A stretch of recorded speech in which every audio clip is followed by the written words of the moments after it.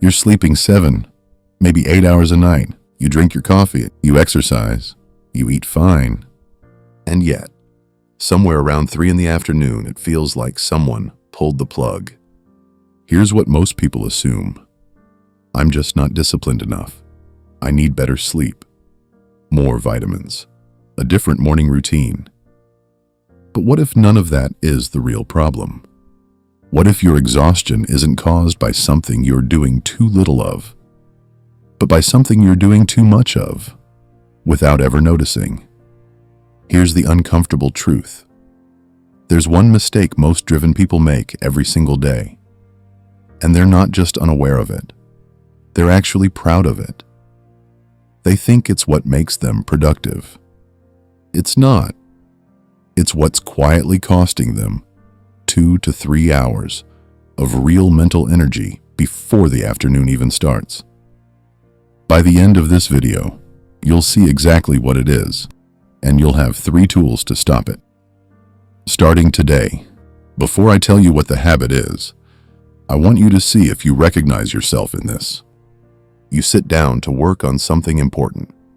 30 seconds later, a Slack notification. You glance at it, just a glance. Back to work. Then an email. Then your phone. Then a colleague stops by. Then a meeting you forgot about. By lunch, you've technically been working for 4 hours. But you feel like you've done nothing, and you're already tired. Sound familiar? Here's a question most people never ask. How many times a day do you actually switch from one task to another? Most people guess somewhere between 10 and 20. The actual research number is over 40. Now here's the part that should concern you. Every single time your brain switches context, from deep work to a message, from a call to a spreadsheet, from your kid's question back to your report, it doesn't just pick up where it left off. It has to rebuild. It has to reload the mental context, reestablish focus, re-enter the problem. That process takes up to 25 minutes every time. Think about that. 40 switches a day. Up to 25 minutes to recover each time. You never actually get there. You're spending your entire day in the recovery zone, never in the performance zone. And here's the part that makes it personal. Research shows that most people check their phone every 5 to 10 minutes. If that's true for you, then over a typical 8-hour workday, you're forcing your brain to restart dozens of times before you even count the meetings, the emails, and the kids. Imagine turning your car engine off and on 50 times during a single commute. That's what you're doing to your brain every day. This isn't a discipline problem. This isn't a time management problem. This is an energy leak. And most high-performing people have no idea it's happening. So what's actually going on inside the brain? The prefrontal cortex, the part responsible for focus, decision-making, and complex thinking, cannot switch like a light. It has momentum. Every interruption kills that momentum, and rebuilding it costs real metabolic energy. This was documented by Rubenstein and Meyer in 2001, and reinforced by more recent neuroscience. Task switching doesn't just slow you down temporarily. It triggers a low-level stress response each time. A small cortisol spike. Not enough to feel dramatic, just enough to keep your system quietly on alert all day long. That's the mechanism behind the 3 p.m. crash. It's not a blood sugar problem. It's not poor sleep. It's a brain that has been force restarting for 8 hours straight. And quickly, because I find this genuinely interesting. Traditional Chinese medicine identified this same pattern over 2,000 years ago. They called it spleen qi depletion, the idea that scattered, fragmented thinking depletes a specific type of mental energy. Different language, same mechanism. When modern MRI studies and ancient medicine point to the same thing, it's worth a second look. So what do you actually do about it? 3 tools. No apps, no life overhaul. Tool 1. Mono blocks. Stop treating your day as one long stretch of mixed activity. Instead, divide it into 3 intentional blocks. Block 1 is deep work, anything that requires real thinking. Block 2 is communication, meetings, emails, calls.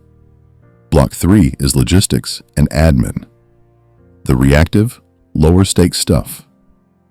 The key insight: each block only contains one type of cognitive mode.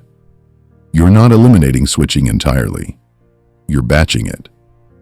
Instead of 40 micro switches scattered across the day, you get 2 or 3 clean transitions. Between each block, take 5 minutes, not to check your phone, to let the brain fully close one context before opening the next. This single change can recover 45 minutes to an hour of productive energy per day. Tool 2. The context note. Here's the most underrated productivity habit I know.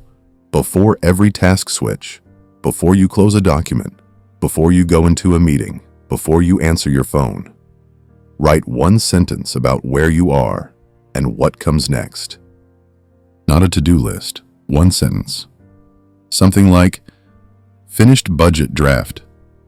Line items, still need review. Pick this up Thursday morning. That's it. 10 seconds. Here's why it works. There's a psychological phenomenon called the Zeigarnik effect. Unfinished tasks occupy background mental bandwidth constantly.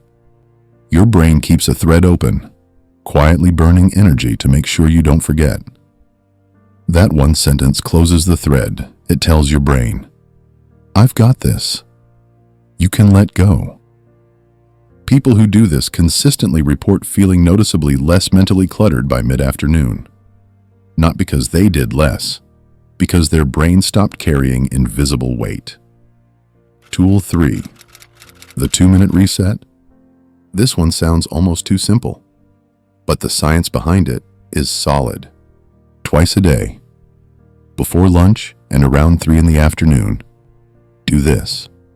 Sit down, both feet on the floor. 4 slow breaths, in for 4 counts, out for 6. Name 3 things you can see. 2 minutes. What this does, physiologically, it activates the parasympathetic nervous system, which directly counteracts the cortisol buildup from accumulated microswitches. You're not meditating. You're literally hitting a neurological reset button. The reason this matters at 3 in the afternoon specifically, that's typically when cortisol for morning switching peaks. A 2-minute reset at that point doesn't just feel better. It measurably changes your cognitive performance for the remaining hours of the day. So, what is the hidden habit that's draining your energy every single day? It's not your coffee timing.